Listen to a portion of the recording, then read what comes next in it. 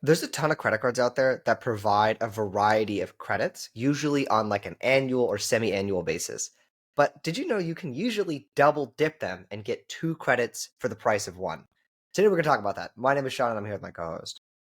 Hi everyone, I'm Sherwin. Today on the Credit Card BS podcast, talking about the not so secret, but not necessarily well known double dipping credits hack. So, many premium credit cards give you some sort of credits to help you offset the annual fee. It's important to pay attention to how those credits are doled out. Some of them are doled out by card member year, meaning if you, or let's say you open your card in March, you get credit starting then, and then your next credit comes when you renew the card in March the following year. But others are by calendar year. So from January through December, regardless of when you open the card. So with calendar year credits, not card member year credits, but calendar year credits, you can sort of hack them by opening a card near the end of the year, using the credit for that year, and then using the credit again for the following year while only paying one annual fee. So again, this won't work necessarily for card member year credits, such as the travel credit on the Venture X or the Sapphire Reserve. But American Express tends to have a lot of calendar year credits. Let's talk about some of them you might be able to double dip. Sean's starting with the personal platinum card. Let's talk about the airline credit first. So what should we know about the airline credit? Yeah, so the personal platinum comes with a $200 annual airline credit for incidental purchases only. Now, this credit, however, even though they say it's for incidental purchases, there's ways to get it to work for airfare or the equivalent of airfare. You can look up the frequent miler article on that, but essentially it's like United and Southwest are going to be your main bets there. And yeah, essentially, let's say you open the personal platinum card in like December. You open it like December 1st or something. You select your airline. You hit the credit like within the first couple days of getting the card. Then the new year rolls around, and great, I have another $200 credit. If let's say I decide to cancel that card at the end of the year, right? I've gotten two credits for the price of one annual fee. You can even kind of exploit this a little bit more into a triple dip if you timed it really well. Because if you open the card like right before the end of the new year or the end of the year and you hit the credit and then you hit it again in the new year and then the fee posts like right at the end of the year again, like the next year, you have 30 days to downgrade the card or cancel it to get the fee refunded before that period expires. So you can hit it one more time actually at the new year. So you can actually triple dip in theory if you really wanted to do it well. Yeah, I would say if you want to do this, make sure you plan and don't rush things to the last day, because Amex credits sometimes don't post instantaneously. And if you're trying to trigger a credit in a way that it typically triggers with the computer, but it's not supposed to trigger, you can't really ask an Amex agent to help you if it doesn't do it in time, if you know what I mean. So it's important to plan early. Another interesting thing to think about double dipping is the $200 fine hotels and resorts hotel credit. So, Sean, what's a quick 2 sentence summary of what FHR is for those who don't know? You get premium perks on your stays, such as like $100 dining credit, free breakfast, things like that for high-end hotels. Yeah, I mean, it's actually really a nice perk, in my opinion, that is underutilized. And, of course, the hotels in there tend to be more expensive. But if you go to some places like Las Vegas, you can get decent value for not too much money. Uh, and you get a $200 hotel credit per calendar year on this. Now, this one is a bit trickier. Of course, if you can, near the end of the year, use it and stay before that end of the year, and then use it again the following year and stay that year, that is ideal and will get you in the it will be least amount of trouble. However, there are ways to sort of use this credit for the current year for a stay next year. Sean, are you familiar with this? Yeah, so what you do essentially is you just prepay because this is only a credit on prepaid bookings. So as long as I'm booking my stay and it's being prepaid now, the credit's being utilized now. So that way I can actually stay next year. The only caveat is if I choose to then cancel the stay, my credit may be clawed back because, once I've passed that new year threshold, I won't be able to make any real modifications because if it involves a refund going to the card, Amex might go, oh, this guy got refunded. Let's claw the credit back. So that's the only thing I'll say on that. But I think that I've done this before, and I think it is a very good strategy if you have a stay that you're willing to kind of commit to now because it does give you like a whole extra year almost of flexibility. Yes. I mean, one thing I've seen some people do is, let's say you have a credit you haven't used this year and you want to use it for a stay next year, but you're not 100% sure you could commit to that stay and you don't want to deal with like a callback. You can book several stays for the next year that are refundable, knowing that you'll go to at least one of them, right? And then when the next year rolls around, you can cancel some of them as long as at least one of the stays is at least $200 prepaid. There's no reason for them to claw back your credit. So that's one technique to think about if you're not 100% sure you can commit to one particular stay or one particular set of dates.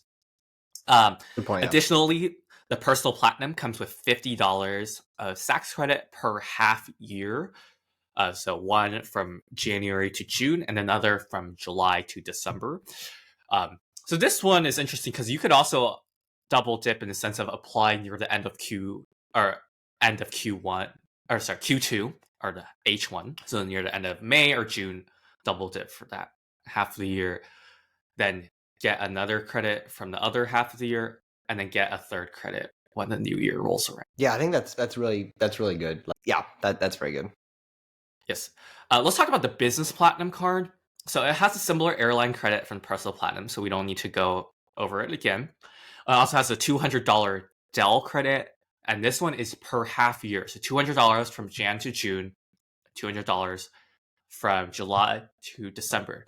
So ideally you get the card in November or December or May or June so that you can triple dip on this.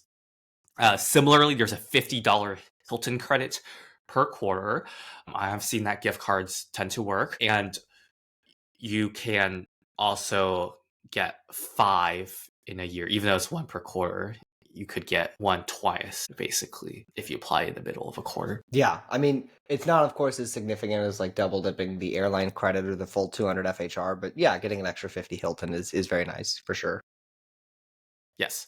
All right, let's talk about the Hilton Aspire card. There's also some credits we might be able to double dip. So first, Sean, the $200 resort credit per half year. Any tricks on how to use this if you're not sure you can go to a resort immediately?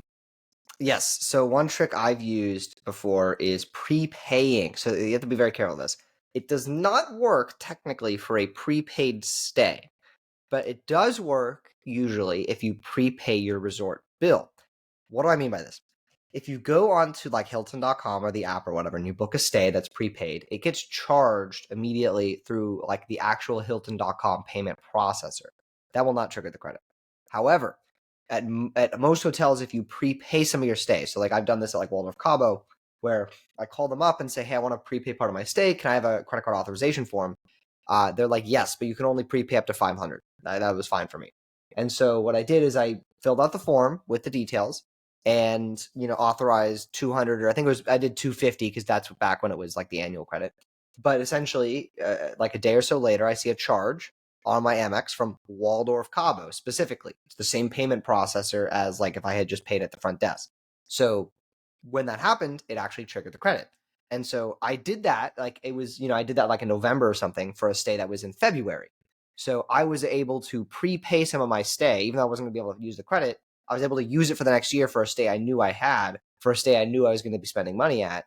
And so I was able to use the credit when I was not in the proper timeline. And I think that's a really good trick because doing this now, you're essentially, if you're able to find a resort where you can prepay like this, and you're going to stay, you only actually have to do 1 stay per year instead of 2 stays to actually fully be able to utilize your credit. So I think it makes it way easier. It's absolutely a great way to use it. And additionally, the Hilton Aspire card has a $50 flight credit per quarter. This is different from the Platinum airline credits because, this one is specifically intended to be any flight purchase, doesn't have to be incidental or whatever. So it should be pretty easy to use. And Sean, what if we're not flying every single quarter? What's like an easy way to bank these up? Yeah, literally bank is the key word there. United Travel Bank, I think, would be the best way. That'd probably be the easiest, right? You just buy United Travel Bank credits. Of course, they expire, and there's some rules, but I think it's the easiest. Yeah, and then Southwest, since when you buy a flight and you cancel it not as a refund to your card, canceling us and keeping Southwest credits, those don't expire. So it can actually be a very good way to sort of liquidate and save up on these credits. And again, you can get 5 for one annual fee, not 4, even though it's quarterly, because if you apply it in the middle of a quarter, you can get it, that quarter when you get the card, and then also the following year before the annual fee posts. Cool. And then we should also talk about the Chase Ritz-Carlton $300 airline credit. This is more obscure credit, but it's one where you kind of have to call in or secure message to get that credit onto your card whenever you make a qualifying purchase. It's like there are a certain list of airline incidentals. Again, check the frequent miler blog post on what you can use this for. But generally, again, it's a calendar year credit. So, if you get the card in the middle of the year, you should use that $300 airline credit that year. And then when the next year rolls around, use that credit again before your annual fee posts, in case you want to downgrade or something.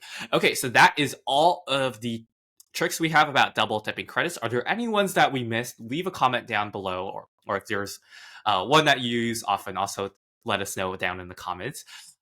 If you enjoyed today's video, please like and subscribe to our channel. It greatly helps support us.